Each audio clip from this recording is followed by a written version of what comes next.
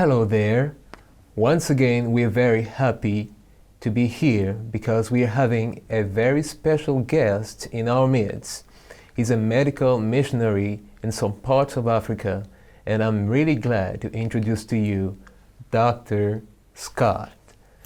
Thank you, JJ. It's very good to be here. All right, it's a pleasure having you with us today. Well, Dr. Scott, could you please tell us a little bit about yourself so the viewers can get to know you more? Sure, I'd be happy to. I am a general surgeon from the United States. I practiced for 23 years in the United States, primarily in Washington and Oregon, before moving to Chad, Africa. I was born actually in Vietnam. My father worked for the U.S. government, and when I was 4, we returned to the United States until I was 12, and then we moved back to Southeast Asia, to Thailand. Yeah. All right. Well, Dr. Scott, you come from the United States, such a big country, 50 states, right? Mm-hmm. 50 states. Mm-hmm. And you end up being in such a small part of a poor country, a poor continent, Africa. What happened? How did you find yourself there? How come? Well, that's actually a bit of a long story, but I think it's a really good story of how God has led in my life and in the life of my wife, Rebecca. As I said, grew up outside the United States as a young person. And my wife, who I met at Andrews University, also was born outside the country. She was born in Beirut, Lebanon. Her parents were pioneer missionaries in the Middle East for 18 years. And her family has a tradition of missions. And Rebecca and I had talked about being missionaries, but nothing had really come of that until 2005, we started doing some short-term mission trips, which combined our love of missions as well as our love of travel. And then in 2011, we had the opportunity to first go to Berry Hospital in Chad to work with our niece and nephew, Olin and Danae Netterberg. They had just moved to Berry as the medical director and obstetrician at that hospital. And that was actually our first introduction to Chad. Which year was that? That was in 2011, actually in January 2011. Right. We made a couple of more trips to Chad, and at that time it was our plan to, at some point when I was ready to retire, to semi-retire and become self-supporting and maybe spend 6 months of the year in the United States working and 6 months of the year doing relief work and so on. After the first trip to Chad, we realized that we needed to know some French to be any help at all. True. Fortunately, the French teacher at our local high school is a Seventh-day Adventist. And so she began to tutor us in French. And so once or twice a week we would have a French lesson, and we slowly learned more and more French, never really intending to become full-time missionaries for the General Conference. Okay. In fact, we had our plan pretty well laid out for our life and knew exactly what we wanted to do. The end of May 2012, I received an email it was about 10 o'clock at night, I think it was a Sunday night. I received an email from Dick Hart, who was the president of Loma Linda and who's also the president of AHI. And although I'm a Loma Linda graduate, Dick Hart had really absolutely no idea who I was. And he said he had heard that we might be interested in mission service, and if that was so, would we please contact him again. And as I said, Rebecca and I had talked, and we had decided that no, full-time mission service wasn't for us. But I showed her the email, and she gave me an answer I didn't expect. She said, well, let's see what he has to say. So I wrote back and said, yeah, there's that possibility. What do you have in mind? The next night, about 10 o'clock, I got another email. And it said that they were looking to place a surgeon in Koza Adventist Hospital in Koza, Cameroon. So So we got on our maps and we looked to see where Cameroon was and where Koza was. Yeah. And we both felt like the Holy Spirit flipped a switch in our brains. All right. And we both just felt like this was a call from God, a direct call from God, and that we had to say yes. I like to tell people that I've read the story of Jonah, and I know what happens to people who say no when God calls. All right. And I'd rather go to Cameroon or Chad than end up in the belly of some whale or fish or whatever it was. Yeah. So we wrote back and said, yes, we'd be interested. We'd be willing to do that. All right.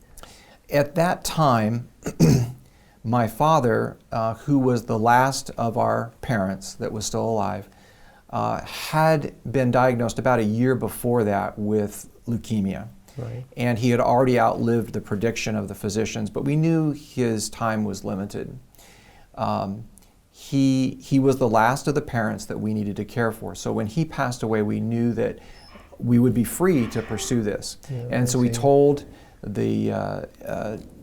Dr. Hart that yes, we would be willing to do it, but couldn't do anything until after my dad passed away. All right. We spent a wonderful summer with my father. Yeah. He knew that we were planning on going as missionaries after he passed away. He had always been supportive of any mission work we did. Right. He was very excited, and it was special to be able to share that time with him. Yeah.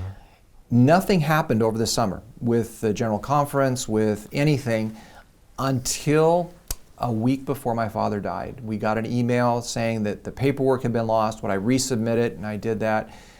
Within just a few days, we were interviewed. Yeah. My father died in the midst of all of this, and then we received our official call from the General Conference just a few days later. Talking about circumstances. It was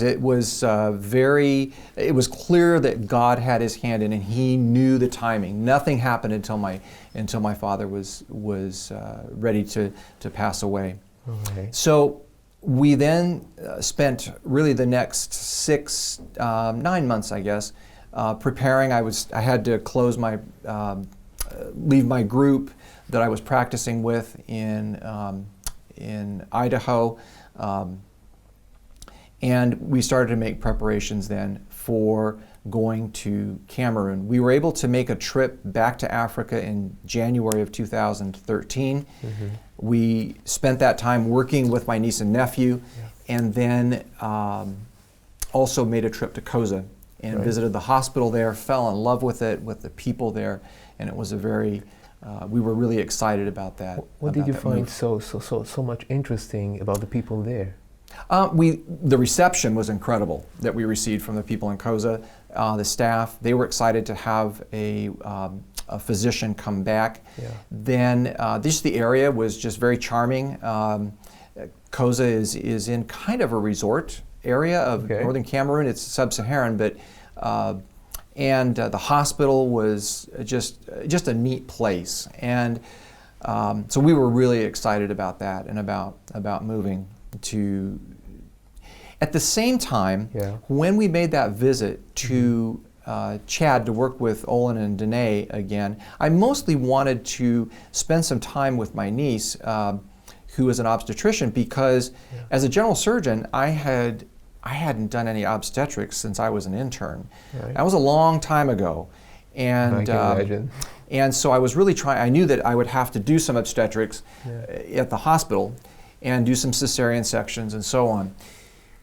And as I started to do that, this fear, this nagging feeling started to grow as I realized there's a reason why they have residencies, training programs of multiple years. For obstetrics, it's 4 years. For general surgery, it's 5 years.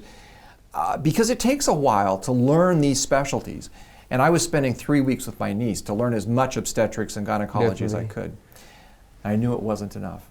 At the same time, I was getting, I was hearing things back, and especially when we visited Koza, they were so excited because a surgeon with experience was coming. Often the doctors that come out are just out of training and are young. Yeah. And here's one that's practically bald that is older and it's got lots of experience. Yeah. what I kept saying was, you realize that I've spent 23 years preparing to not be a missionary, because in the United States, through that time, our practice becomes more and more focused. Plus, much of what we do in the United States is not applicable in the mission field. They just don't have the equipment. They don't have the techniques. True. And you have to be everything in the mission field. You're the only physician often. Yeah. And so you have to do whatever comes in. All right. And so I was scared. I was really scared. Yeah. And but we'd made a commitment, and like I said, I'd read the story of Jonah. I wasn't going to back out. True. And so we kept working through the process. Mm-hmm. I left, or actually retired from my practice in the United States in the middle of June of 2013, went to Mission Institute, and then we went to France for 3 months of language study. Just about the time in November, mid-November, we were called into the principal's office at the language school in Cologne. And he shared with us that a priest had been kidnapped just about 10 kilometers from the Koza hospital. And it had been kidnapped by the terrorist group that is in that area. And that activity had been significantly increasing. We reported it to the General Conference. There was quite a bit of communication then between the West African Division and the General Conference as to what to do with us. Was it safe to send us to Koza? Did they need to relocate us somewhere else, definitely. or what to do? The decision was made, and I believe it was the correct decision, to move us from Koza down to Moundou, Chad. There's a Berry Hospital, which is in Chad, had been in existence for, I believe, 50 or 60 years. Yeah. And was doing quite well, but just recently a small surgical hospital had been started in Moundou, just about 2 hours drive away from Berry. And the doctor that was there, Dr. James Appel, who started that surgical hospital, mm-hmm. had another project he was wanting to do, and they were looking for a replacement for him. Mm-hmm. And so it seemed a good fit. So we were then reassigned to Moundou. It was really tough. It was really tough on both of us. We had, like I said, we had fallen in love with Koza, yeah. and we were both country people. And Koza is in the country, whereas Moundou is in the middle of the city. Right. I had been there one time just for a few hours. Rebecca had never been there. We didn't know anybody. And the staff didn't know us, and there had been no connection. So it was really tough when we first went there. It was a big transition. Well, Dr. Scott, right before we go on, I'd just like to remind our viewers that we are here listening to Dr. Scott, a medical missionary in Chad, and his wonderful experiences that he's sharing with us. Thank you. Well, could you go on, Doctor? Sure. You know, I'd like to share a little bit. I mentioned just a minute ago about this growing fear that I had about my adequacy as a physician being there. And all of those fears were realized when we got to Moundou. As I realized all that goes into being a missionary, a cross-cultural missionary physician. Yeah. The types of surgeries I would have to do, the care, the fact that almost none of the diseases were things we treated in the United States. It was all new. It was all done in a foreign language, in French. And I remember very distinctly, about 3 to 4 weeks into it, my wife and I were in bed and we were talking, and I told her, if I'm still here in 6 months and the center is still here in 6 months, it will be a miracle, because it is going to take a direct intervention from God for this to work. Right. That was about 19 months ago. Right. And the center is still there. I'm still working there. Yeah. And the center is actually doing fairly well. The beds are full. We have a good reputation. We get patients from countries. We get patients from Sudan, Central African Republic, Cameroon. People travel from abroad. They travel from hundreds of kilometers to your hospital to come to the Centre Surgical Adventist de Moundou. That's correct. And I have to make it absolutely clear. that it has nothing to do with me or my skill. It has to do with the team that we have, the workers that we have, the staff that we have. It has the most to do with God and His intervention, what He has done in our lives, in both of us. We had spent most of our lives in the United States. As a surgeon, I made a good living. We lived well. We had a relatively easy life. We were soft, you could say. You can't be soft in Chad. God transformed two middle-aged people, really the least likely candidates to be missionaries, the least suited to be missionaries, and has transformed both of us. So you would say that the fact that you're a missionary has developed or affected your spiritual life somehow. Oh, absolutely. Because there's no way that I can function without having a relationship with God. And there are times, just like everybody, we all have ups and downs in our spiritual lives. True. And I know when my relationship with God is weakening because I get discouraged, I get angry and testy and cranky. I can imagine. And things affect me much more. And so absolutely, in ways more than I ever saw in the United States, have to cling to and rely on God and His strength. Right. By the way, how did you manage to adapt? You talked about a more technical from a more technical view, but I'm talking about from a more human view. How did you adapt coming from the U.S. to Africa and to some lost parts somewhere there? Mm-hmm. How did you adapt? What were your challenges and what were the good things as well that helped you, adjust? I'm not sure quite how to answer the question, other than to say, the challenges that we face are huge. Chad is a very poor country. Chad ranks in the bottom 10 of just about every economic and social index the United Nations has. It's really the poorest of the poor. And although we live in the second largest city in Chad and actually the economic capital, just to give you an example, up until a year and a half ago, there was, in our city of 146,000 people, there was one paved road. One paved road. There was no stoplight, there were no stop signs, there was one paved road. And that was the main highway that ran from the capital down through the south and east of Chad. About a year and a half ago, they paved a number of roads, but still the vast majority are just dirt. There's no such thing as city water, city sewer.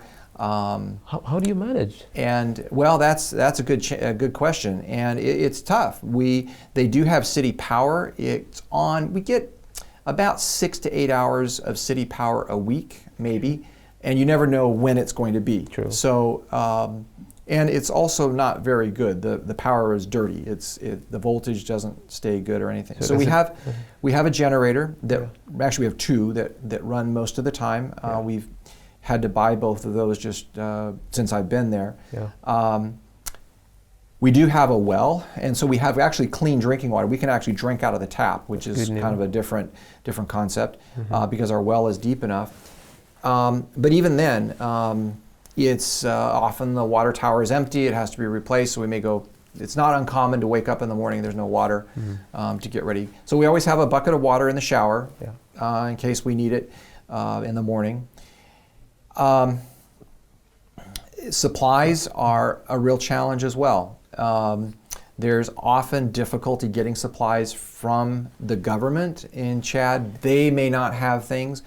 There are times where it's just not available. So we have to try and plan ahead for that type of thing. And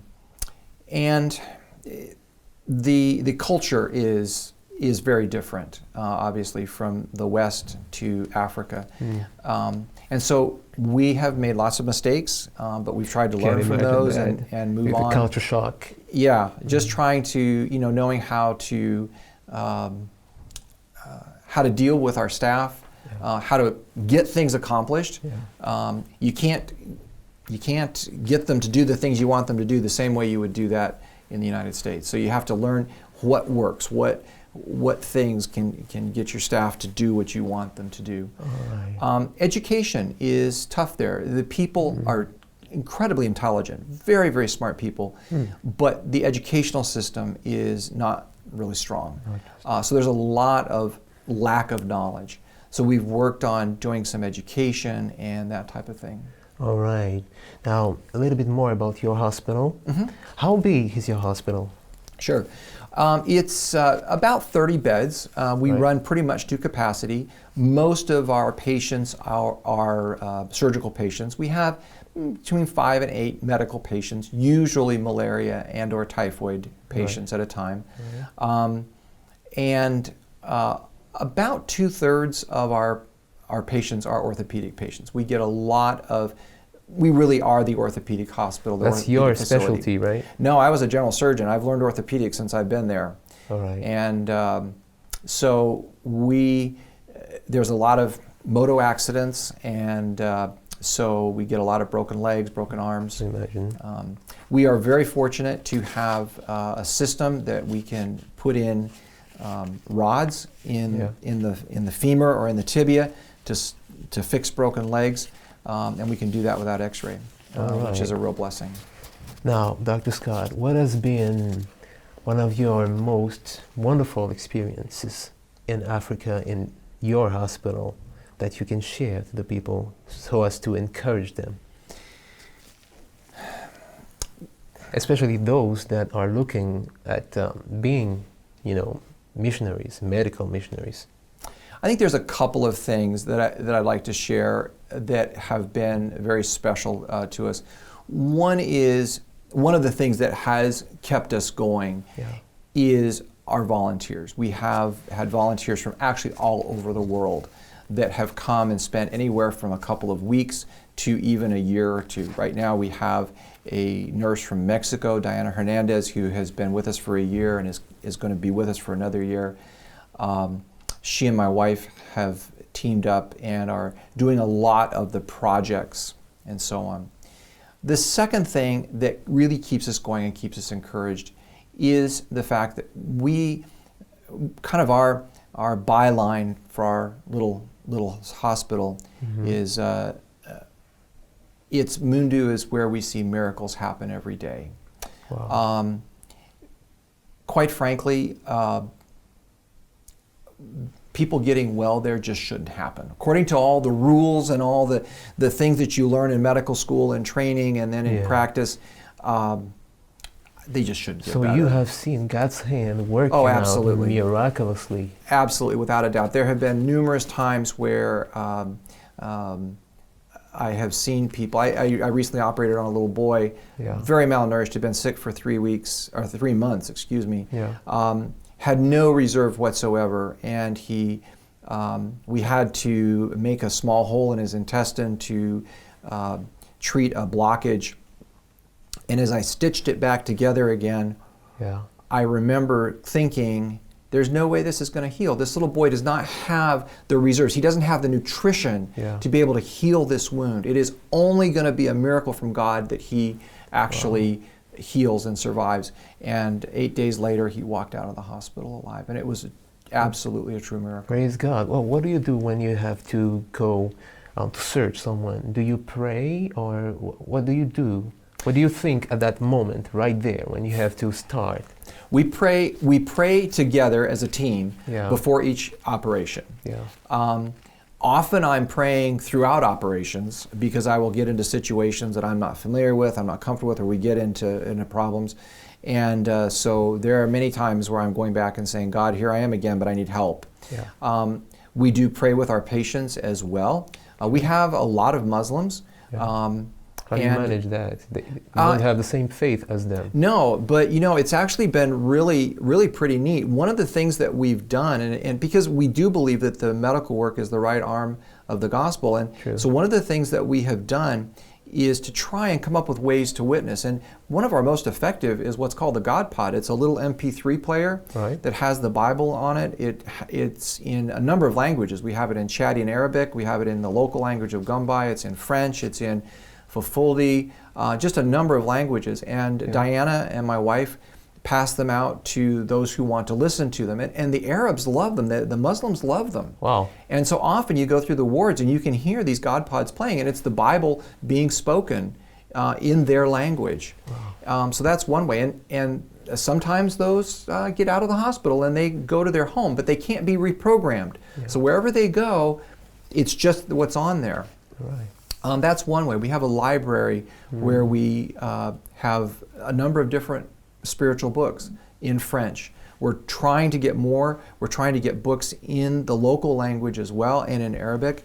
But people take those, they read them. We have the Bible for children, and that's a real popular one that people like. So people are having that opportunity. We hired a chaplain to work with us about 6 months ago. Right. And so he's able to minister spiritually. He needs some training because chaplaincy is a new thing in Chad. It's not really a well-known thing. Yeah. So there are lots of ways that we're able to do that. And those are really the things that encourage us and tell us that we're making a difference. When we can see God working through us, that's what gives us the courage and the strength to go on. Yeah, all right. Well, Dr. Scott, I can see the Lord has been working in miraculous ways with you and your team. And I would like to ask you if you were to say one more thing to our viewers, what would you say about the medical ministry, the medical missionary ministry? What would you say to the viewers? I would say that there truly is a way that the medical ministry and the health work can be the right arm of the gospel, and because it meets people at where they need it, just like Jesus did. And I would also say that I'm a cross-cultural missionary, but every Seventh-day Adventist needs to be a missionary, whether it's cross-cultural or just within your own culture, within your own neighborhood. And I think that's the most important message for all of us. I know that when I was in the United States, I wasn't nearly the missionary that I should have been. And I hope that someday when I do move back to the United States, that I'm able to continue what we've been able to do in Chad and carry that on as a missionary in my own culture. All right. Thank you so much, Dr. Scott. We were really glad having you with us, sharing lots of your experiences from Chad as a medical missionary. Thank you for watching this wonderful program on the medical missionary work done by Dr. Scott and his team in Chad. See you for now. Bye.